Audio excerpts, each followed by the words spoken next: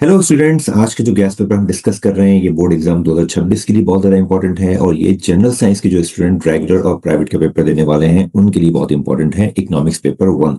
तो जितने भी इंपॉर्टेंट टॉपिक आपके लिए हो सकते हैं अपकमिंग एग्जाम्स के लिए, वो सब मैंने टॉपिक यहाँ पे इस गैस पेपर में इंक्लूड कर दिए हैं। इसलिए आपके लिए ये गैस पेपर और ये वीडियो देखना इंतहाई ज़रूरी है ताकि आप अपने एग्जाम की बहुत अच्छी तरह प्रिपरेशन करें और अच्छे मार्क्स जो है वो सिक्योर कर सकें। तो चलिए आज स्टार्ट करते हैं आज की वीडियो को। आप देख रहे हैं मेरा YouTube channel professor Salim academy.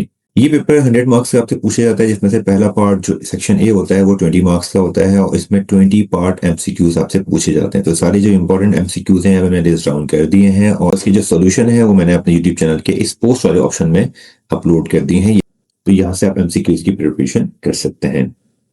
इसके बाद सेक्शन बी स्टार्ट होता है। ये सेक्शन बी टोटल जो है 40 मार्क्स का होता है, जिसमें से 20 मार्क्स जो है वो माइक्रो इकोनॉमिक्स के होते हैं और 20 मार्क्स जो होते हैं वो पाकिस्तान इकोनॉमिक्स से होते हैं।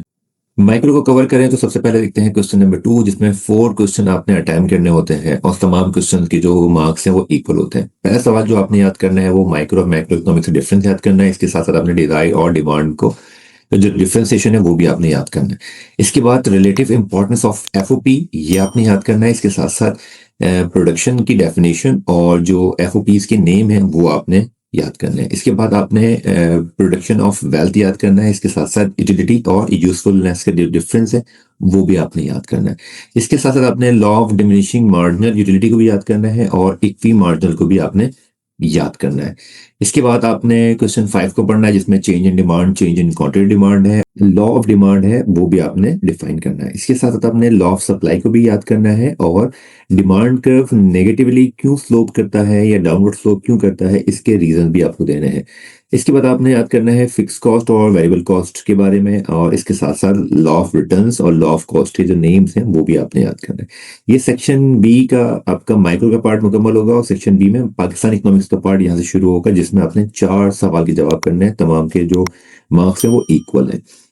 अच्छा, आपने सबसे पहला सवाल जो याद करना है वो है बेसिक इकोनॉमिक जो प्रॉब्लम्स है पाकिस्तान की और किस तरह से ये प्रॉब्लम्स को दूर किया जा सकता है। इसके साथ साथ इंपोर्ट एक्सपोर्ट जो है पाकिस्तान में जो है वो मेजर उनके नाम बताने हैं। इसके साथ साथ जो एनर्जी के रिसोर्सेज है पाकिस्तान में वो भी आपने याद करना है।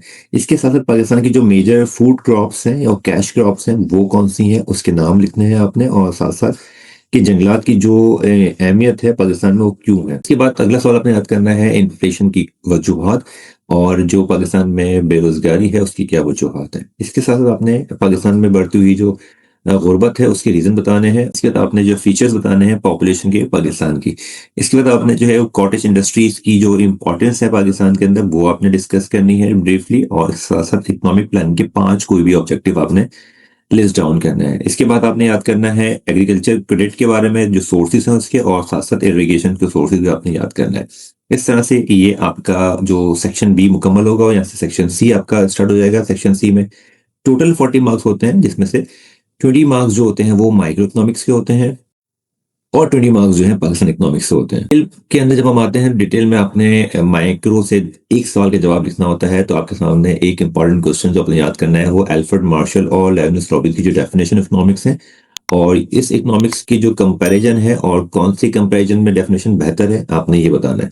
इसके बाद आपने price elasticity of demand define करना है। इसके साथ साथ जितने मेथड्स हैं जिससे आप इलास्टिसिटी को कैलकुलेट कर सकते हैं, मेजर कर सकते हैं, वो आपने यहाँ पे एक्सप्लेन करना है। इसके बाद क्वेश्चन 5 है कि आपने मोनोपोली और परफेक्ट कॉम्पिटिशन को डिफरेंशिएट करना है ब्रीफली।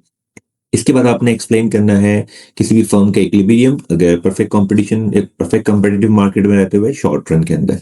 इसके बाद आपने जो है वो मोबिलिटी ऑफ लेबर को डिफाइन करना है और इसकी जो काइंड्स हैं वो भी आपने एक्सप्लेन करनी है। इसके बाद जब पाकिस्तान इकोनॉमिक्स शुरू होगा तो इसमें से भी आपने एक डिटेल क्वेश्चन अटेम्प्ट करना होगा। जो क्वेश्चन 6 दिया हुआ है वो है आपके पास कि आपने लो पर कैपिटा इनकम जो पाकिस्तान में है इसकी वजूहत बतानी है और उसके साथ साथ आपने इसको इम्प्रूव करने के लिए सजेशन भी देनी है।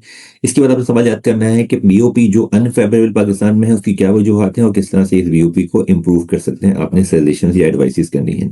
इसके बाद आपने सवाल याद करना है इंडस्ट्री से जो इंपॉर्टेंस है पाकिस्तान की वो, और किस तरह से जो इंडस्ट्रियल बैकवर्डनेस है उसको आप इम्प्रूव कर सकते हैं, उसके लिए सजेशन चाहिए। और इसके साथ आपने याद करना है एग्रीकल्चर बैकवर्डनेस जो है पाकिस्तान में वो क्या है, उसकी वजूहात वो बतानी है, और फिर उसके लिए वजूहात को रिमूव करने या मिनिमाइज करने के लिए, इम्प्रूव करने के लिए आपने कुछ सजेशन देनी है। पेपर मुकम्मल हुआ, इसका सॉल्व पेपर हासिल करना चाहते हैं तो इस वाले कॉन्टेक्ट पर रब्ता कर सकते हैं। Thank you for watching my YouTube channel professor Salim academy.